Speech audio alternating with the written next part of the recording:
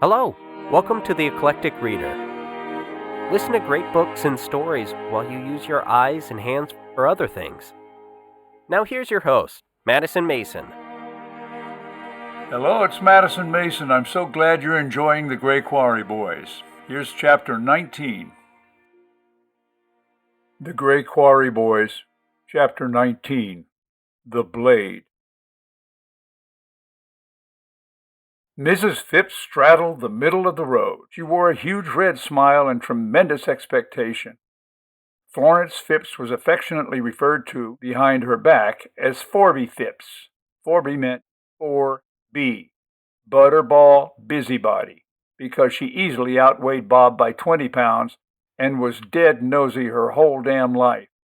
She couldn't stay out of anybody's business, nor keep anything to herself. She was there to find out what was going on, and she wasn't planning to move her car until she did. What a shame. What a terrible shame, she pronounced dismally and smiled her big red smile. Yes'm, it sure is that. What are you looking for? Who, me? Just routine, that's all. I hear their brakes gave out. Seems so. Well, I think those new power brakes are just plain old death wish anyway. Uh-huh. Bob's eyes scanned the driveway surface. An older lady in a Dodge pulled up and stopped her car, blocked by Forby Phipps. She sat patient and gracious, waiting. I hear he didn't even leave a wheel. Wouldn't know about that, ma'am, he lied. A prominent man like that, not leaving a wheel? Don't you think that's strange? Oh, I wouldn't know. Another car was waiting now, and Bob could see a cement truck coming down the block on its way to pour the slabs for the new VA buildings. And their poor little girl, at least she didn't have to wind up in an orphanage. At least she's got her uncle to look after her. That's a good thing, don't you? Her speculation was chopped off by two respectful blasts of the cement truck's air horn. Why, I swanny, Mrs. Phipps gasped, turning toward the sound. People have gotten so rude. Yes, you're going to have to clear the street, ma'am. That fellow's got a load of concrete setting up on him.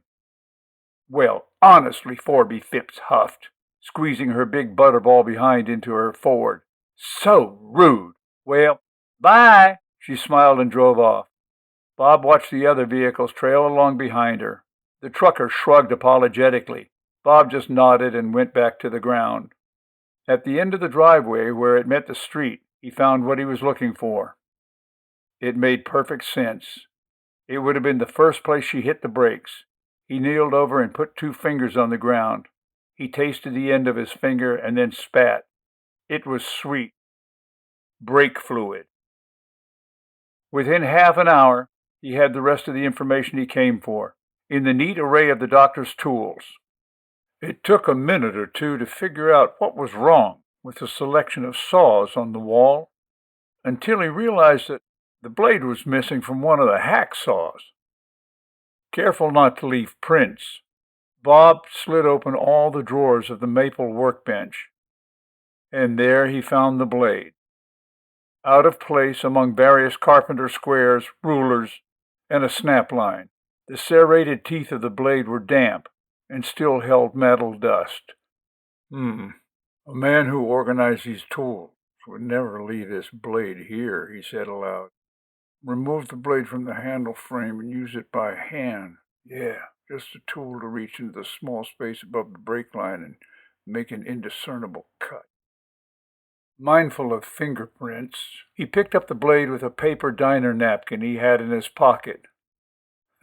Sometimes I love this job, Bob smiled to himself, and thought of his next move. I don't give a good goddamn what you think, Mr. Man.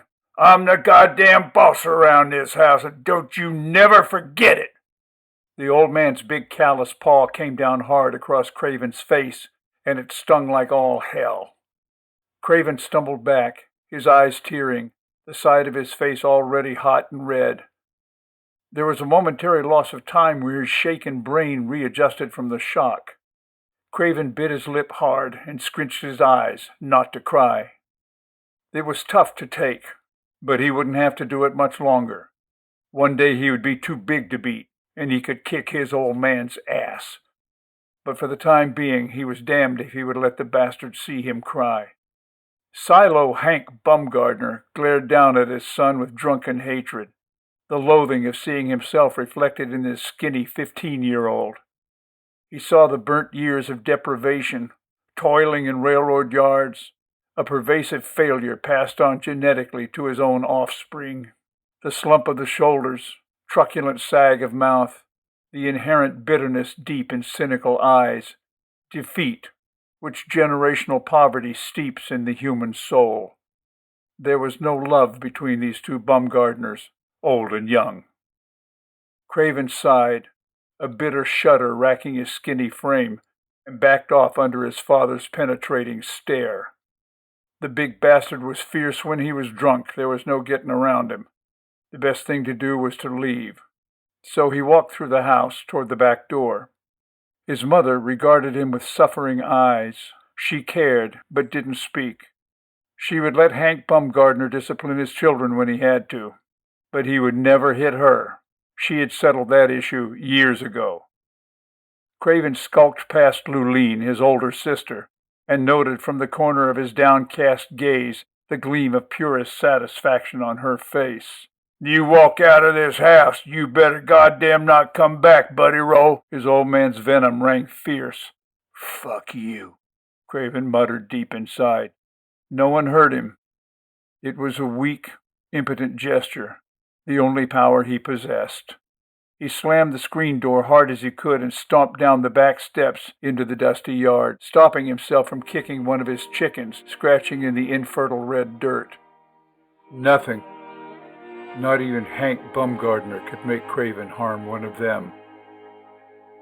We hope you have enjoyed this episode of The Eclectic Reader. Please go on to the next numbered episode to continue. Also, check us out on YouTube, Facebook, and Twitter. If you'd like to help support the project, you can donate under Madison Mason at Patreon. And please, check out our website, kltkrdr.com, for more information. Hi, this is Madison Mason. I want to personally thank you for listening to The Eclectic Reader and invite you to share your experience, your thoughts, and your suggestions. We have many great books lined up for the future, but if you have requests for anything that is in the public domain, please email us at kltkrdr@gmail.com. kltkrdr@gmail.com